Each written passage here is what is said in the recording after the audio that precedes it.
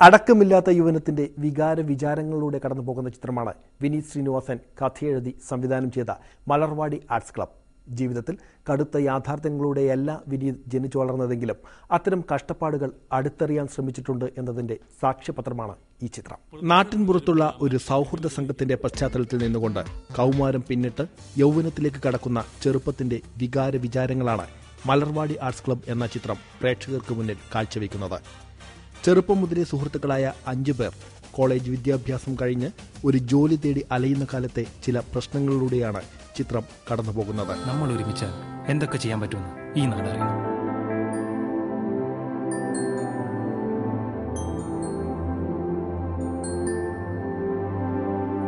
എല്ലാ തരത്തിലും ജീവിതത്തിൽ ഒരുപാട് അനുഭവങ്ങൾ ഉണ്ടാകുന്ന കാലമാണിത്.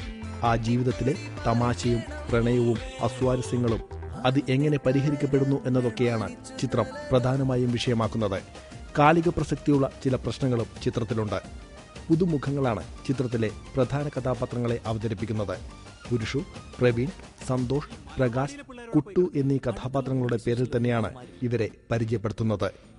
ഗീതവും രേവതിയുമാണ് പുതുമുഖ നായികമാർ.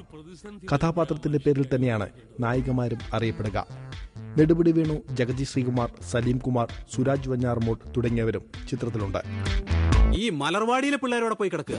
അടുത്തുള്ള പോലീസ് സ്റ്റേഷനിലൊന്നും അവന്മാരില്ല. വടക്കേ മലബാറിലെ മനിശ്ശേരി ഗ്രാമത്തിലാണ് ചിത്രത്തിന്റെ കഥ. അവിടുത്തെ അഭ്യസ്തവിദ്യരായ ചെറുപ്പക്കാർ, പലരും പല ജോലികളും ചെയ്യുന്നവർ. പകലന്തിയോളം പണിയെടുക്കുന്ന ഈ ചെറുപ്പക്കാർ വൈകുന്നേരം അവരുടെ ക്ലബ്ബായ മലർവാടിയിൽ ഒത്തുചേരും. പിന്നീട് പാട്ടും കവിതയും ഡാൻസും ചർച്ചകളുമായി സജീവമാണ് ക്ലബ്.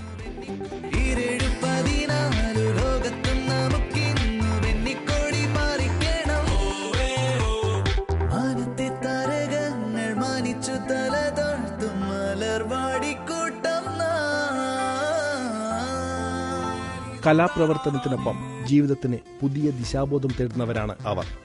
അതിൽ ഒരാൾ തങ്ങൾക്കെല്ലാം എത്തിപ്പിടിക്കാവുന്നതിലും ഉയരത്തിലേക്ക് വന്നപ്പോൾ ആ ചങ്ങാതിക്കൂട്ടം ആഹ്ലാദിച്ചു. പക്ഷേ അവരിലൊക്കെ നഷ്ടബോധവും ഉണ്ടായിരുന്നു.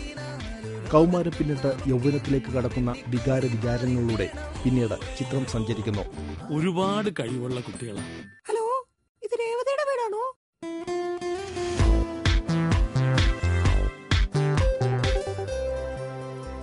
കാശുള്ളവന് മാത്രമുള്ളത് ഈ ലോകം.